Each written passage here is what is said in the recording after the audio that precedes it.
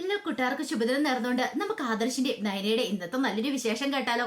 അങ്ങനെ ഇന്നത്തെ വിശേഷത്തില് നയനയുടെ കൈ പിടിച്ച ആദർശ് അനന്തപുരിയിലേക്ക് കയറി വരുന്ന കണ്ടപ്പോ ആകപ്പാടെ നെഞ്ച് തകർന്നു പോയി. അനാമികയുടെ ജലജയുടെയും ജാനകിയുടെയും അവരിങ്ങനെ അന്തം വിട്ട് നോക്കി നിൽക്കുകയാണ്.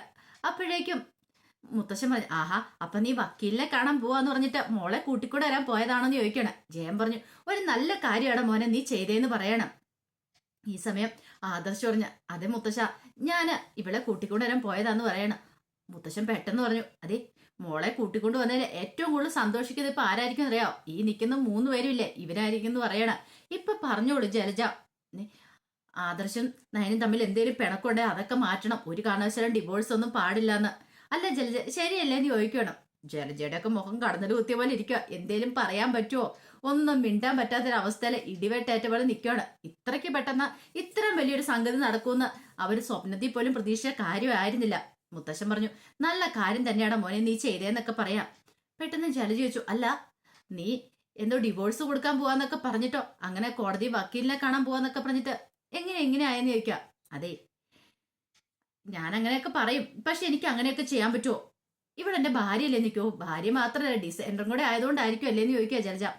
അതുകൊണ്ടല്ല ഇളയമ, ഒന്ന് ഓർത്തു നോക്കേ. ശരിക്കും പറഞ്ഞാല് ഇവിടെ ഡിസൈനർക്കാർ ഇവിടെ എന്റെ ഭാര്യയാണ്. ഇവളില്ലാതെ എനിക്കൊരു ജീവിതമില്ല. ഇവളെ ഞാൻ നഷ്ടപ്പെടുത്തി കളഞ്ഞിട്ടുണ്ടെങ്കിൽ എന്റെ ജീവിതത്തിൽ ഏറ്റവും വലിയ തീരാ നഷ്ടമായിരിക്കും അതെന്ന് പറയണം. മുത്തശ്ശൻ പറഞ്ഞു, ആ പറഞ്ഞ കറക്റ്റ് ആയിട്ടുള്ള കാര്യമാന്ന് പറയണ.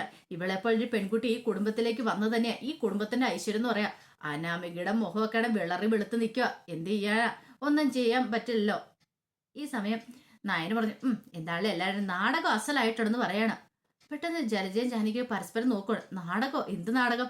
അജയൻ പറഞ്ഞു, ഇതിന്റെ ഇടയ്ക്കൊരു നാടകമൊക്കെ ഇവിടെ നടന്നിട്ടുണ്ടായിരുന്നു. നിങ്ങൾ ആരും ഇത് അറിയാത്തോണ്ടാ. പക്ഷെ നിങ്ങളും അതിനകത്ത് കഥാപാത്രം കേട്ടോ എന്ന് അജയൻ പറയണം. ജയൻ പറഞ്ഞു, അത് ശരിയായിട്ടുള്ള കാര്യമാ. അല്ല ഇനിയിപ്പോ ഇവളെ വിളിച്ചോണ്ട് വന്നേ ഇവളുടെ അമ്മായിമ്മയ്ക്ക് ഇഷ്ടപ്പെടുമോന്ന് ചോദിക്കാം. ഇത് കേട്ടത് ആദർശ് പറഞ്ഞു, ഇനിയിപ്പൊ ആർക്കൊക്കെ ഇഷ്ടപ്പെട്ടാലും ഇഷ്ടപ്പെട്ടില്ലേലും ശരി, ഞാൻ ഇവളെ ഇങ്ങോട്ട് വിളിച്ചോണ്ട് വന്ന് പറയാം. ജയൻ പറഞ്ഞു, ഇനിയിപ്പം ഇഷ്ടപ്പെടാത്തതിന്റെ പേരില് അവളെ ഇറക്കി വിടുവാണെങ്കിൽ ആ കൂടെ ഇവനും കൂടെ എങ്ങ് പോയിക്കോളും. ആദർശേ നീയും ആ കൂടെ അങ്ങോട്ട് പോയാൽ മതി എന്ന് പറയാം. അത് ശരിയാച്ചാ, ഇവിടെ ഇറക്കി വിടുവാണെങ്കിൽ ആ കൂടെ ഞാനും കൂടെ അങ്ങോട്ട് പോകും. പിന്നെ ഞാൻ ഇവിടെ ഒരു നിമിഷം പോലും നിൽക്കില്ല എന്ന് പറയണം. പിന്നീട് മുത്തശ്ശൻ പറഞ്ഞു, ഇനി നിങ്ങൾ അകത്തേക്ക് അങ്ങോട്ട് ചെല്ലാൻ പറയണം. അങ്ങനെ അവരെ അകത്തേക്ക് അങ്ങോട്ട് കയറി പോകുമ്പോൾ കട്ട കലിപ്പോടെ ബാക്കി പിശാശുക്കളും 3 പേരും ഇങ്ങനെ നോക്കി നിൽക്കുവാണ്. അവരൊന്നിച്ചല്ലോ എന്നുള്ള സങ്കടം സഹിക്ക വയ്യാതെ. അങ്ങനെ അകത്തേക്ക് കയറി ചെന്ന് കഴിഞ്ഞപ്പം ആദർശ് നയനയോട് പറഞ്ഞു, ശരിക്കും പറഞ്ഞാല് ഞാൻ വിളിക്കാൻ വന്നില്ലായിരുന്നു, നീ എന്ത് ചെയ്താലും ചോദിക്കാം. എന്ത് ചെയ്യാനാ, എനിക്ക് നല്ല സങ്കടം ഉണ്ടായിരുന്നു. ശരിക്കും പറഞ്ഞാൽ കഴിഞ്ഞ ദിവസം കത്തെഴുതി വെച്ചിട്ട് പോകുന്ന സമയത്ത് എനിക്ക് മരിക്കണം എന്നുള്ള ആഗ്രഹം മാത്രമേ ഉണ്ടായിരുന്നുള്ളൂ. മരിക്കാനാ, നല്ല കഥയെ. അങ്ങനെ എന്തെങ്കിലും സംഭവിച്ചിട്ടുണ്ടെങ്കിൽ പിന്നെ ഞാൻ ഇവിടെ ചെവി പൂ വെച്ചോണ്ട് നടന്നേനെന്ന് പറയാം. അപ്പം ആദർശാണ് ഭ്രാന്താന്നാണ് പറയണേ. പിന്നല്ലാതെ എനിക്ക് നീ ഇല്ലാത്തൊരു ജീവിതം ഉണ്ടോ? ആദർശം ഉണ്ടെങ്കിലോ നയനേ ഉള്ളൂ, നയന ഉണ്ടെങ്കിലോ ആദർശം ഉള്ളെന്ന് പറയണം. ഇത് കേട്ടപ്പോ നയന എന്നെ അത്രയ്ക്ക് ഇഷ്ടമാണെന്ന് ചോദിക്കുക. അതെയോന്നോ? ഇപ്പൊ എനിക്കൊരു സന്തോഷമുണ്ട്. എന്താണെന്നറിയോ, നീയും അമ്മയും കൂടെ ഒരു മറയില്ല സ്നേഹിക്കുന്ന കാണാലോ. എനിക്ക് എന്റെ മനസ്സിൽ ഏറ്റവും വലിയൊരു ആഗ്രഹം വരുന്നത് അതങ്ങനെ സാധിക്കാൻ പോലെ. അതിന് എത്ര പ്രാർത്ഥന വഴിപാടുകൾ നടത്തിയിട്ടുള്ളത് എനിക്ക് പോലും അറിയില്ല. അത് നിനക്കറിയാവുന്ന കാര്യമല്ലേന്ന് ചോദിക്കും. അതെനിക്കറിയാവുന്ന കാര്യമാണ്, എന്നിട്ടാണ് നീ എനിക്കിട്ട് പണി തന്നല്ലേന്ന് ചോദിക്കാം. അതങ്ങനെയൊക്കെ സംഭവിച്ചു പോയ ആദർശേട്ടാന്ന് പറയാം. ശരി, ഇനിയിപ്പം അതിനെക്കുറിച്ച് പറഞ്ഞിട്ട് കാര്യമില്ലോ എന്നും പറഞ്ഞിട്ട് നയനെ ചേർത്ത് പിടിക്കുകയാണ്. പിന്നീട് നയന പറഞ്ഞു, അതെ ഞാൻ ഈ അമ്മയൊന്ന് കണ്ടിട്ട് വരട്ടെ എന്നൊക്കെ പറഞ്ഞ് ദേവയാനിന്റെ അടുത്തേക്ക് പോവാ. ദേവയാനിയാണെങ്കിലോ ആകെപ്പാടെ വിഷമിച്ചിരിക്കുക. ദേവയാനിക്ക് വല്ലാത്ത സങ്കടമായിരുന്നു. ആദർശ് വക്കീലിനെ കാണാൻ പോയേക്കുക.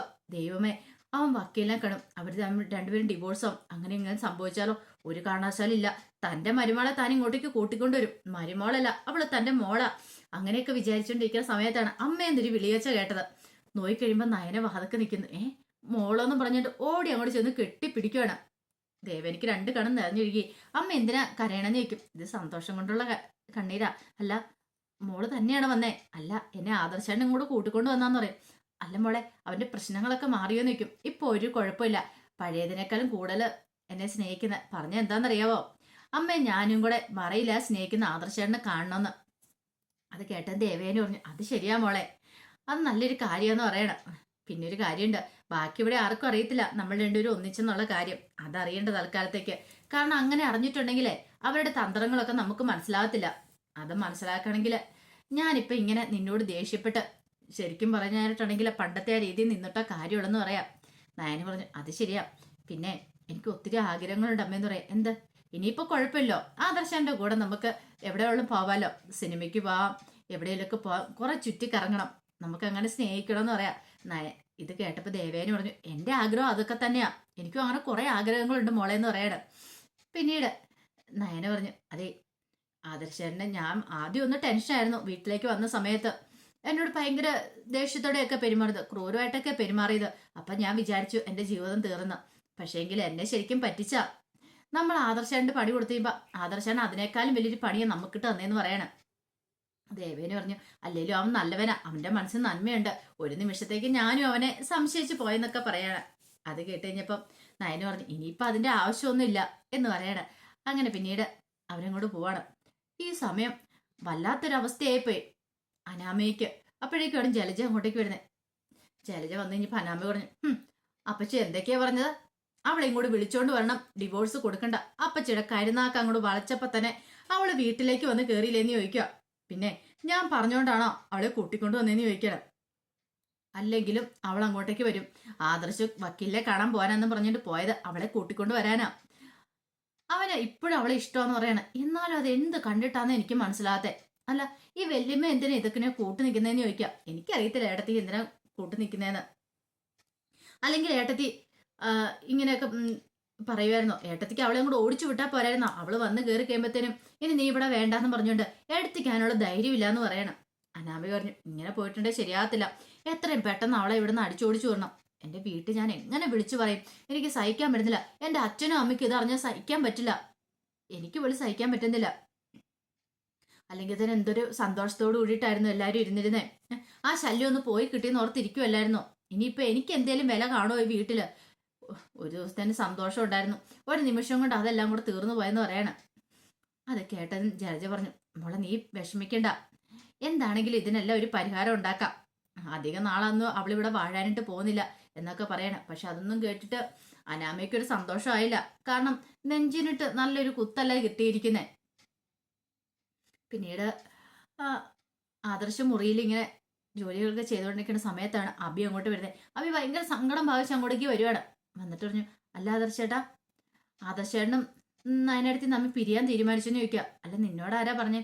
അല്ല ഞാൻ അവിടെ ചെന്ന് കഴിഞ്ഞാൽ പറഞ്ഞിട്ടുണ്ടായിരുന്നു ഇങ്ങനെ കഴിഞ്ഞ പറഞ്ഞായിരുന്നു. അല്ല എന്താ ആദർശേട്ടൻ നിങ്ങൾ തമ്മിലുള്ള പ്രശ്നം? നിങ്ങൾ തമ്മിൽ ഒരിക്കലും പിരിയാൻ പാടില്ല, ഡിവോഴ്സ് ഒന്നും ആവാൻ പാടില്ല.